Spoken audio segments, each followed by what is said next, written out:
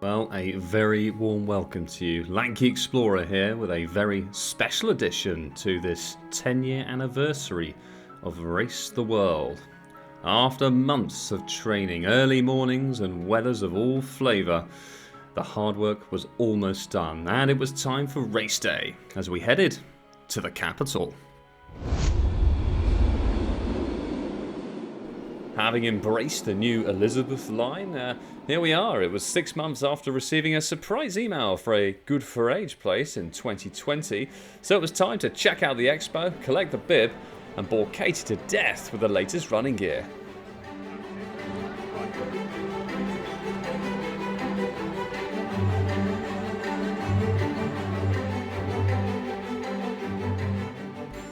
After completing the mandatory task of finding my own name in the wall of many names, I decided the latest technology wasn't for me, so we headed off.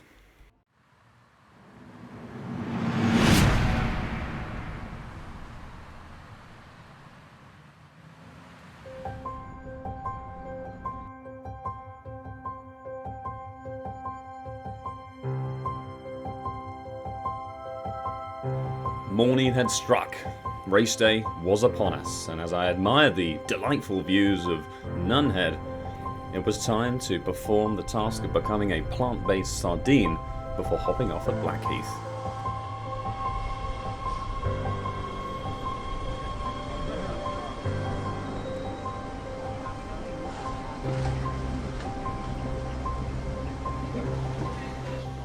Heading up the hill to the start area, I knew the toilet scenario could make or break the success of today. But my goodness, I was astounded, and for the first time ever, it received a rating of 10 out of 10.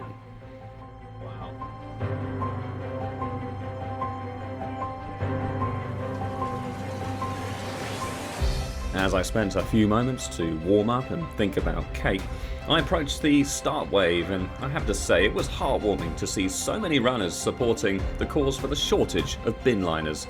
Analysts say that by 2027 they could be extinct.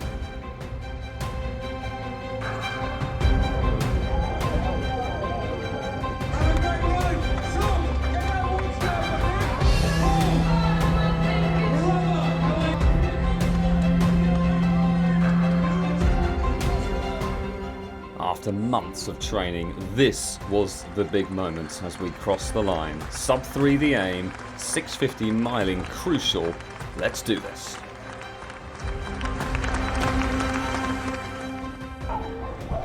With the momentum of the first mile underway, it was inspirational to see such a range of athletes on the course. I always say with running, it would be tricky to start a match in the same colours as such legends as Steven Gerrard and Emil Heskey.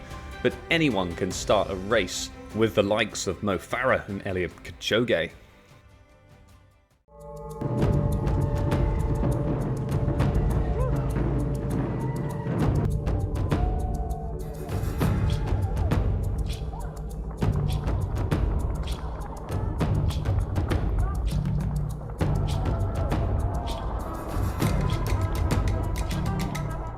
Approaching Cutty Sark, the crowds were really beginning to froth, and having played 6 miles of puddle hopscotch in amongst the fluctuating weather of drizzle and mega drizzle, the atmosphere was electric. Come on, come on, come on, let's go! It was early days, but the pace was looking good, and with Cholton ticked off alongside Woolwich and Greenwich, we headed through, wrapping around the Thames, as several bakeries tried to lure me in.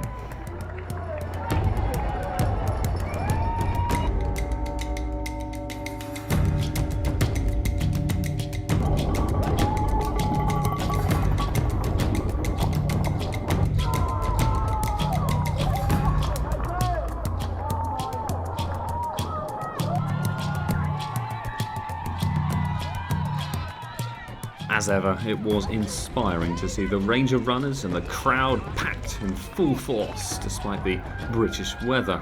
And this is why it's crucial to train whatever the weather. You never know what might come up on race day, and experience absolutely pays, particularly on the big days.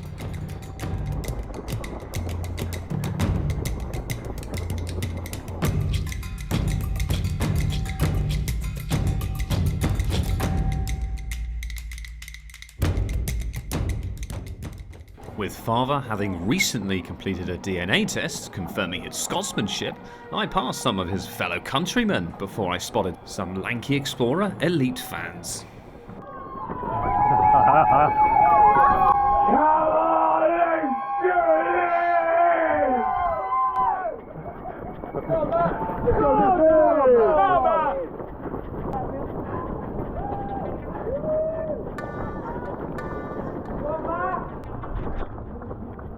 Heading through Bermondsey, the pace was still pretty solid as the Lanky Explorer spotted more elite fans. These ones noticeably more threatening.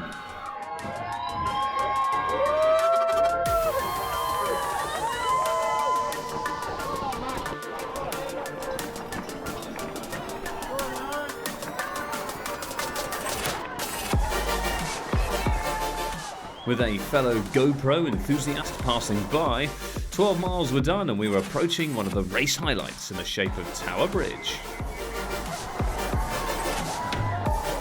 Come on, let's go!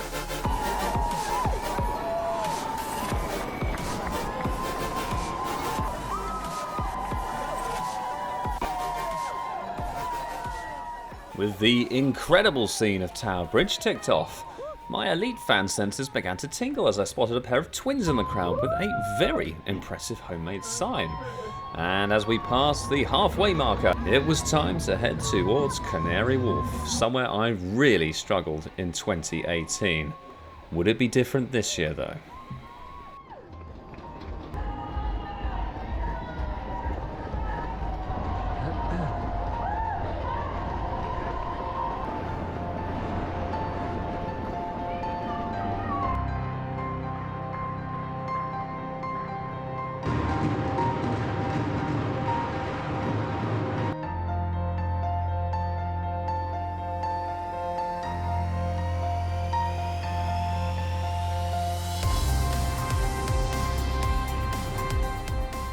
Climbing out from another tunnel, the time was looking good, but energy was running low, and with the GPS beginning to tangle within the buildings, it was hard work to keep a consistent pace throughout the river of roads.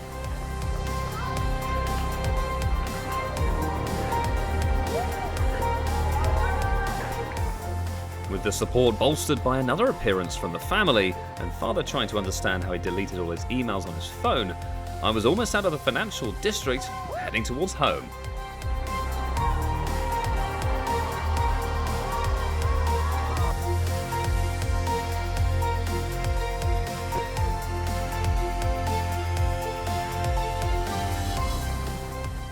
As we burst through the Buxton Wall, I always say in a marathon, get to 20 and you'll know if it's your day or not. Fortunately, the GPS had recovered and revealed the pace was just sufficient for sub 3, as I geared for the toughest push of all in the final 10k.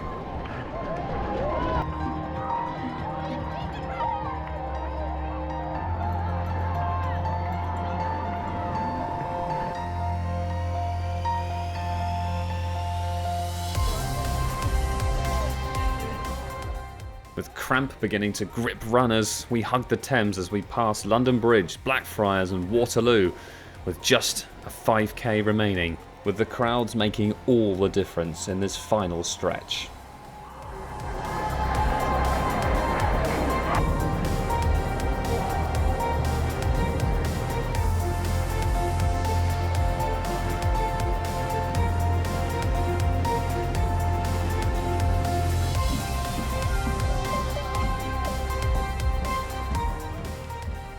With a quick glance at the watch, the current pace on the right, average on the left, it was looking good.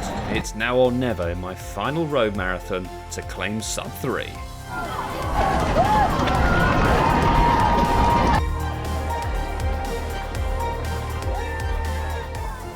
But no, disaster. My arch nemesis, the sport of golf, arrives to bring back horrendous memories of trying to hit a ball in a straight line for hours on end. From here, the final mile would be a real battle.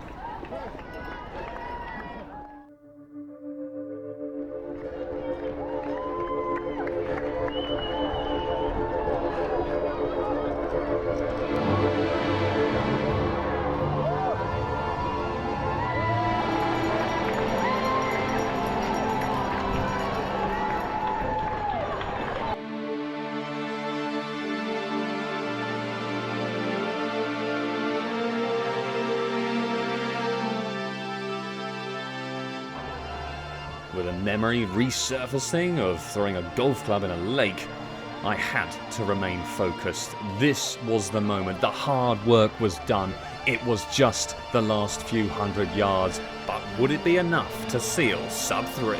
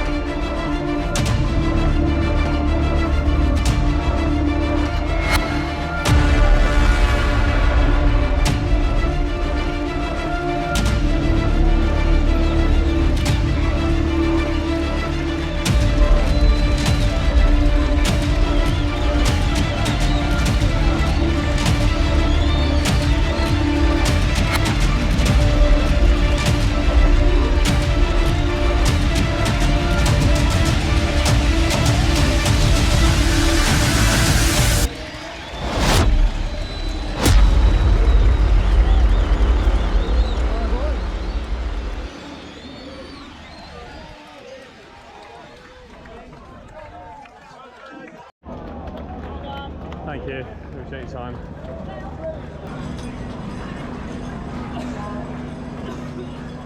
Job done. After all the hard work, sub 3 had been achieved. A big thanks to all the marshals and everyone helping on the day. It really did make it feel so special.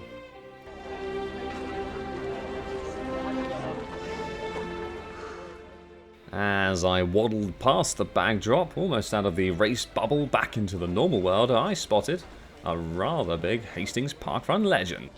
Go. Hey. Oh, well done. Thank you. And sub 3. Oh, yeah.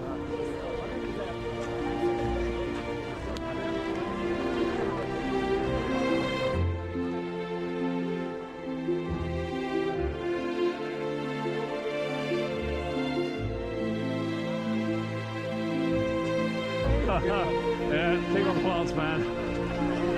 How did you find it?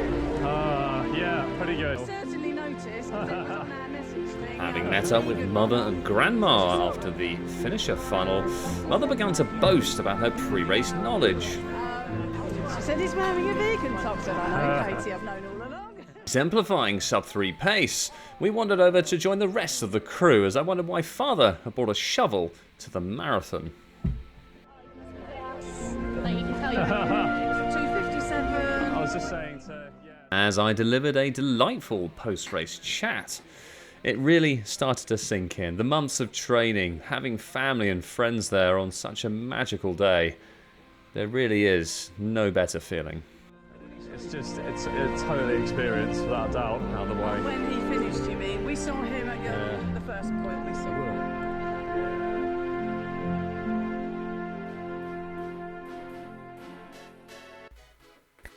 Welcome to the end of the video. I hope you enjoyed it. Certainly packed full of energy and surprises along the way, as it always is.